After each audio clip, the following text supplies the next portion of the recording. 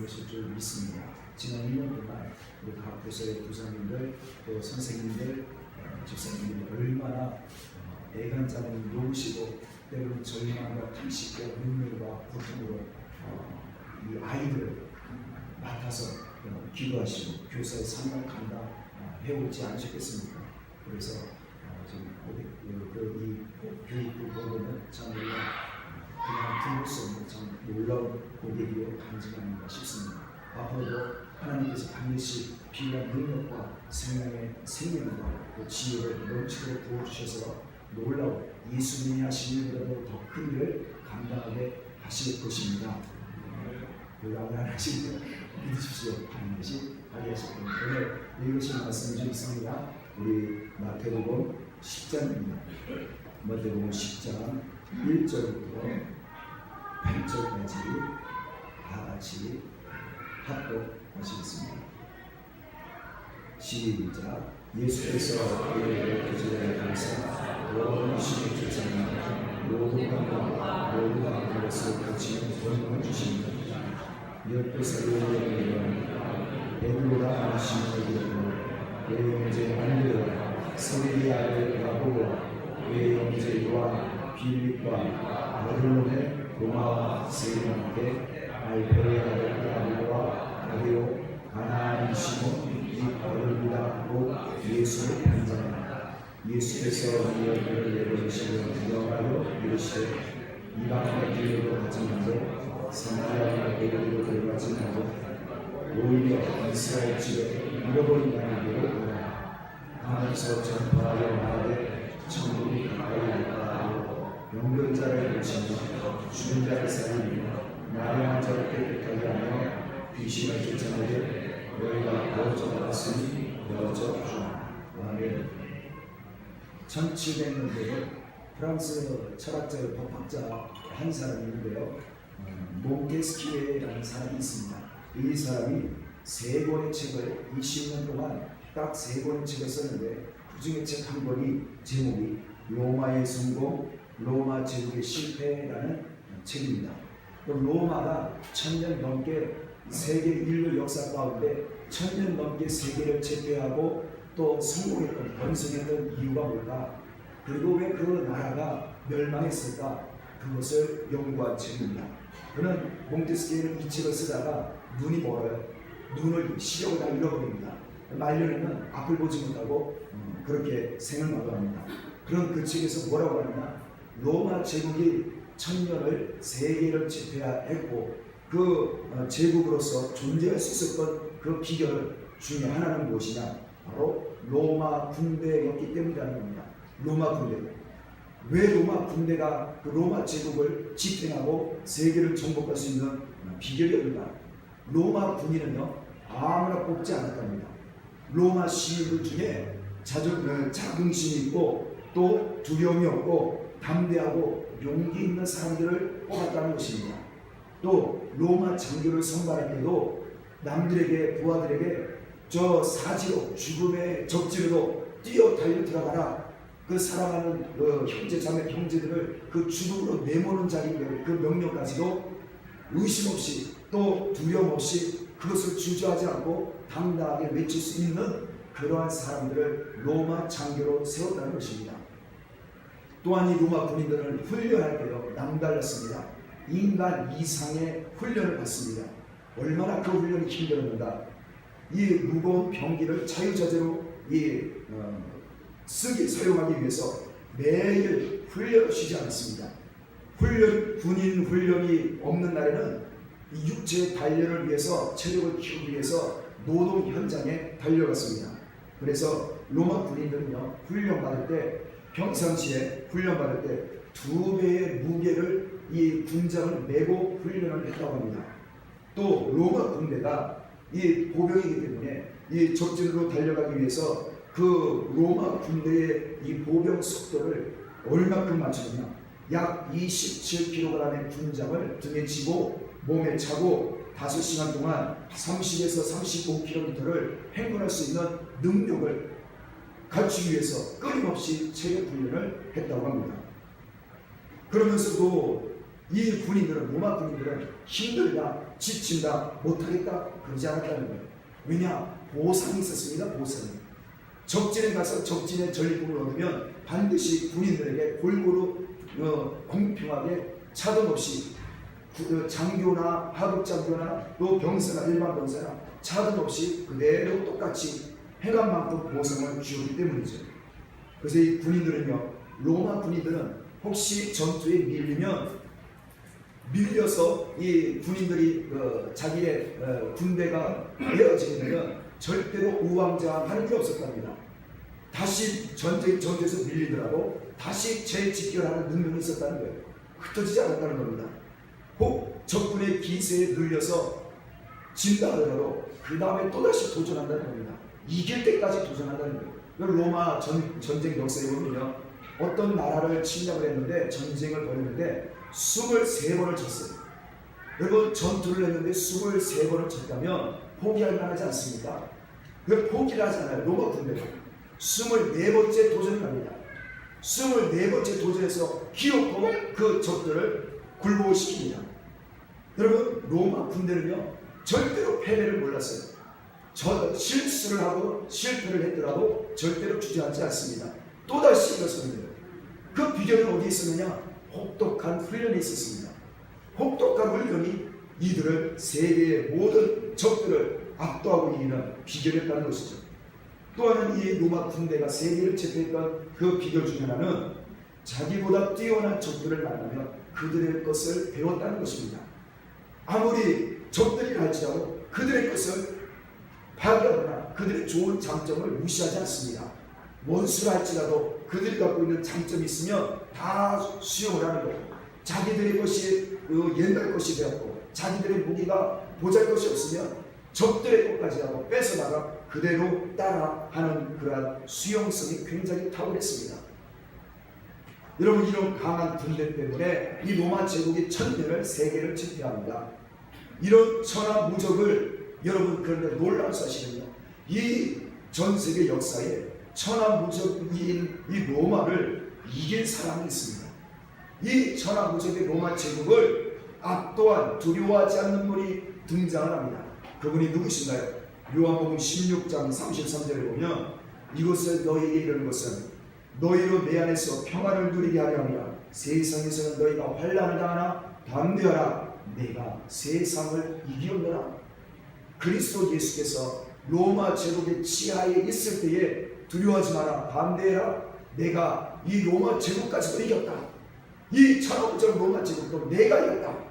예수 그리스도께서 담대하게 선포를 하셨다는 사실입니다. 놀라운 선포시죠. 그때 당시에 로마 지하에 있었던 그 가운데에 식민지 백성으로서 어찌 그런 말을 할 수 있겠습니까? 내가 세상을 이겼다. 이 로마 제국도 내 수하에 있다. 내가 로마 제국을 이겼다. 갈릴리 출신, 아무것도 배운 것도 가진 것 없는 예수님이 그러한 놀라운 선포를 하십니다. 그러므로 우리 그리스도인은 어떻습니까? 여러분, 우리 지난주에 오후 예배의 말씀을 생각하시면 약할 때에 우리가 강함이 있다고 했는데 우리는 세상에서 가장 약한 자라고 했는데 오늘 또 갑자기 정반대로 세상을 이겨, 로마 제국을 이겨, 그런 말씀을 할까 혼란스러울 수 있습니다. 여러분, 우리 그리스도인은 세상에서 약한 존재가 맞습니다. 그러나 이 약할 때에 세상을 이기시고 그 어마어마한 로마 제국을 이겨내신 예수 그리스도의 강한 능력이 우리의 삶 가운데 나타난다는 것을 우리는 믿으셔야 할 줄 믿습니다. 예수 그리스도 안에 있을 때 우리는 세상마저 이기는 것입니다. 우리 예수 믿는 자들을 굴복하거나 우리에게 두려움을 줄 수 있는 것은 세상에 아무것도 없는 것입니다. 그것이 설사 마귀랄지라도, 그것이 설사 저주나 질병이나, 그것이 암덩어리 할지라도, 그것이 어떠한 사람이든지 돈이든지 그 어떤 것도 예수 그리스도 안에 있는 하나님의 사랑에서 나를 두렵게 하거나 굴복시키거나 나를 무릎 꿇게 할 수 있는 것은 절대 아무것도 없다는 사실입니다. 그것은 바로 예수 그리스도께서 세상을 이기셨기 때문입니다. 사랑하는 가족 여러분, 그러므로 예수님이 우리를 부르신 목적이 무엇일까요? 예수님이 그 많은 사람 중에 왜 나를 세우셨을까요? 왜 예수 믿게 하셨을까요? 여러분, 왜 우리를 찬양교회 교사로 세우셨을까요? 왜 우리에게 자꾸 사명을 주시는 걸까요? 그 이유가 있습니다. 오늘 읽으실 본문은 예수님이 제자들을 부르시는 모습, 그리고 제자들을 파송하는 장면이 기록되어 있습니다. 예수님께서 오늘 본문에도 보니까 12제자를 부르셨습니다. 12명의 제자를 세우셨습니다. 그리고 이 12제자를 예수님이 명령하시지요. 무엇인가를 맡기십니다. 왜 12제자를 부르셨습니까? 12명의 제자를 부르신 목적이 무엇입니까? 1절에 보니 무엇인가 12명에게 주셨다는 거예요. 다시 말하면 12명의 제자를 세우신 이유는 예수님이 뭔가를 주시기 위해 세우신 겁니다. 찬양가족 여러분, 오늘 나를 예수 믿게 하신 이유는 나에게 뭔가 주시기 위함인 줄 믿습니다. 나에게 뭔가 바래서 그러시는 게 아니에요. 예수님이 나에게 뭔가 주시기 위해서 오늘도 나를 부르신 겁니다. 교사를 세우신 것은 다른 거 기대하시는 거 아닙니다. 우리 교사들에게 예수님이 하나님으로부터 받은 뭔가를 교사들에게 주시기 위해서 교사를 세우신 줄 믿습니다. 무엇을 주셨습니까? 권능을 주셨다라고 기록되어 있습니다. 권능을 주셨습니다. 능력이라는 단어입니다. 그런데 이 권능 무슨 능력인가요? 어디에 쓰는 권능입니까? 모든 더러운 귀신을 쫓아내는 권세랍니다. 모든 질병을 고치는 권능이랍니다. 모든 약한 것을 고치는 권능이랍니다. 여러분, 예수님께서 12명을 부르시고 예수님을 따르게 하시고 사도로 보내시고 파송하시고 교사로 세우신 목적은 예수님의 그 권능을 우리에게 주시기 위함인데, 그것은 우리 주변에, 우리 교회 안에, 우리 형제자매 가운데, 교회 바깥에, 이웃 가운데 약한 사람들, 저 원수마귀 사단의 종로를 타는 이웃들, 그들을 살리고 그들을 사로잡은 악한 영을 내쫓고 여러분 그들의 모든 질병을 고쳐주라고, 약한 사람이 있으면 강하게 만들어주라고 예수님께서 교사를 세우시고 예수님께서 저희들을 세우셨다는 사실입니다.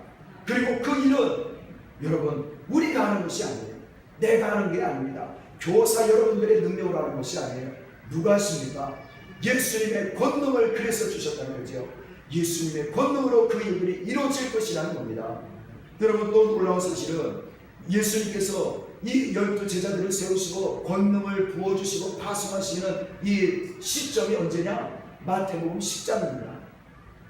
마태복음 10장이라는 것은 여러분 예수님이 이제 막 예수님께서 이 땅의 공생의 3년 반을 시작할 때 초기 내지는 중기에 해당하는 시절이라는 거죠. 그러면 예수님께서 시간적으로 봐도 제자들을 권능을 주시는 훈련, 권능을 부어주셔서 예수님이 하시는 거 하게 하시고 예수님이 하시는 것보다도 큰 일을 하게 하는 그 권능을 주신 시점이 여러분 이 제자들이 충분한, 우리가 상상하는 예상하는 만큼 충분한 훈련을 받고 주셨다는 것이 아니라는 거죠.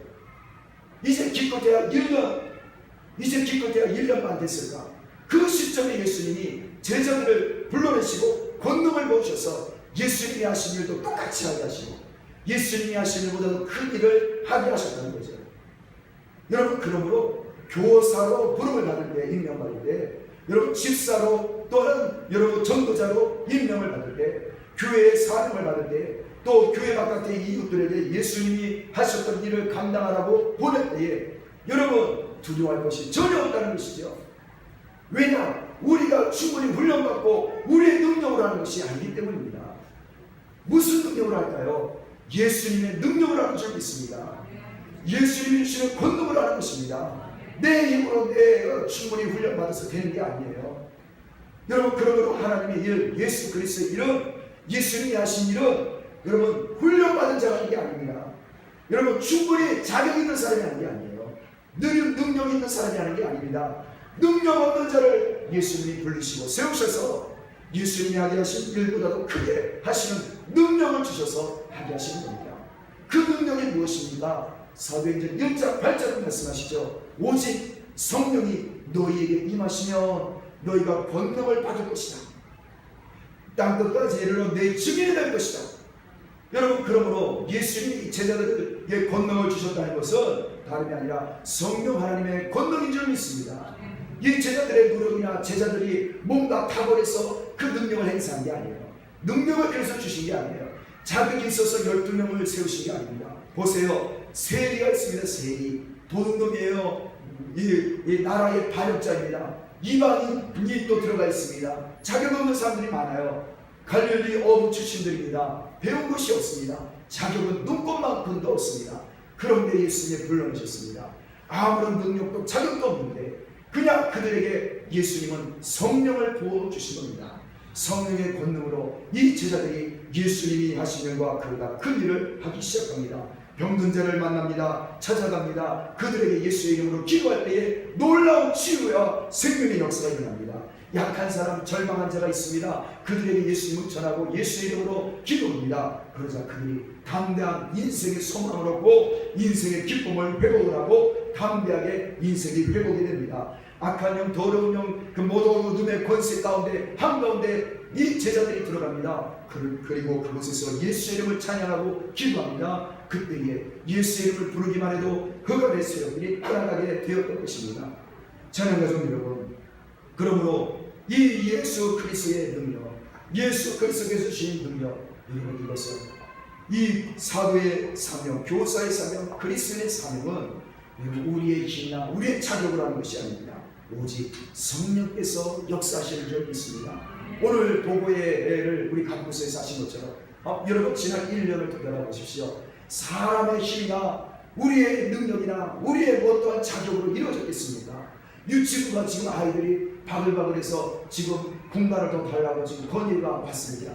여러분 이 일들이 사람이 어떻게 끌어모아서 됐겠습니까? 여러분 지금 유초등부 아이들 지금 전도사님이 힘이 감당이 안 될 만큼 아이들이 힘이 세다는데 여러분 물론 더 하나님께서 귀한 아이들을 또 불러 세워줄 줄 믿습니다. 아이들이 한 명씩 들어오고 있습니다. 청소년부가 처음에 연초에 2명을 시작해서 예배도 없었는데 지금 모형실이 꽉 차서 다른 공간을 좀 찾아봐야 될 상황에 놓여 있습니다. 사람의 힘으로 끌고 오겠습니까? 여러분 이 모든 일들이 어찌 감당이 되었습니까? 이런 일들이 어찌 일어났습니까? 자녀교회 전체적으로도 한번 보세요. 지난 1년 동안 많은 변화와 개수에서 올해 1월부터 지금까지만 해도 22명의 새 가족들을 하나님이 보내셨습니다. 이게 사람이 끌고 온다고 되겠습니까? 성령께서 권능으로 역사하시니 하나님의 교회가 이루어지는 것이 아니겠습니까? 마찬가지입니다. 앞으로도 참으로 중요한 우리 교육부의 행사들이 많이 있을 겁니다. 그것을 어떻게 감당하겠습니까? 여러분 교사들의 개인적인 힘이나 지혜나 능력으로 불가능합니다. 바로 오직 성령의 권능만 의지해야 될 줄 믿습니다. 성령의 능력만이 이 아이들을 바르게 영혼을 살리고 생명을 주고 예수님이 하셨던 일로처럼 이 아이들에게 온전한 생명을 나눠줄 줄 믿습니다. 그러므로 이 성령의 교육을 하기 위해서 여러분 제일 먼저 중요한 것은 무엇이겠습니까? 우리 교사가 우리 먼저 믿은 저희들이 이 자리에 앉아있는 저희들이 먼저 성령 하나님께 민감해야 합니다. 성령님께 주목하셔야 돼요. 성령 하나님을 사모하셔야 합니다. 여러분 아무리 바빠도 성령님을 잊어버리고 사시면 안 돼요. 그러면 교육이 안 됩니다. 여러분 그러면 그리스도인의 삶이 안 나와요. 성령의 열매가 어떻게 나옵니까? 성령의 기름을 부어주고 성령의 양분을 넣어주고 성령으로 물을 부어주잖아. 성령의 열매가 나오지. 육신의 것만 쏟아부으면 어찌 성령의 열매가 나오겠습니까? 그것은 육신의 열매, 썩어질 열매밖에 나오지 않습니다. 그러므로 우리 교사 여러분, 또 우리 먼저 믿으신 우리 찬양교회 성도 여러분, 더욱더 이제 올해 앞으로 1년 동안 내년에 다시 이 자리에 설 때까지 우리 찬양교회 모든 성도들은 성령으로 더욱더 사모하시고 집중하셔야 될 줄 믿습니다. 그러려면요 매일 심장 뛰는 순간마다 하루아침에 시작할 때도 성령을 의지해서 기도하십시오. 성령이여 내게 능력을 주옵소서. 오늘 만나는 모든 아이들, 오늘 만나는 모든 이웃들, 우리 가게의 손님들이라 할지라도 내가 지나치는 우리 이웃들일지라도 그들에게 성령께서 생명을 주옵소서. 예수님이 주신 그 권능, 사람 살리는 권능, 악한 영을 내쫓는 권능, 흑암의 세력이 무너지고 떠나가는 그 권능, 약한 사람, 아픈 사람, 그들을 내가 만나서 예수 이름으로 기도해 줄 때 그들이 살아나는 놀라운 권능, 주여 오늘도 성령께서 그 권능을 나에게, 우리에게, 우리 아이들에게, 우리 전 교육들에게 허락해 주옵소서. 우리는 그와 같이 하루를 기도로 시작해야 될 줄 믿습니다. 그리고 이 믿음이 흐려지지 않기에 깨어서 말씀에 깨어 있으셔야 될 줄 믿습니다. 찬양가족 여러분, 그리고 수고하신 우리 교사 여러분, 맞습니다. 이 훈련은요 쉽지 않아요. 성령으로 교육하는 것은 어렵습니다. 로마 군인들도 승리를 쟁취하기 위해서 쉼없이 20, 30kg 군정을 메고 다니고 2배나 무거운 60kg를 지고 다니면서 훈련을 받았는데 어찌 이 아이들을 가르치고 하나님 말씀을 양육케 하는 이것이 어찌 기쁨만 있을 수 있겠습니까? 눈물도 나고 탄식도 나고 도망가고 싶고 당장이라도 천국 가고 싶은 마음이 있을 겁니다. 그게 정상이에요. 그게 제대로 훈련 받는 겁니다. 그래야만 그 고된 훈련을 통해서 이 아이들을 살릴 줄 믿습니다. 하나님 더욱더 아이들을 맡기시고 영혼을 맡기시고 우리 찬양교회 사람들 보내셔서 이 성령으로 강한 훈련을 받은 찬양교회 교사들과 우리 목자들과 또 우리 찬양교회 먼저 믿은 성도들에게 하나님께서 계속해서 새 가족들 영혼을 맡기실 줄 믿습니다.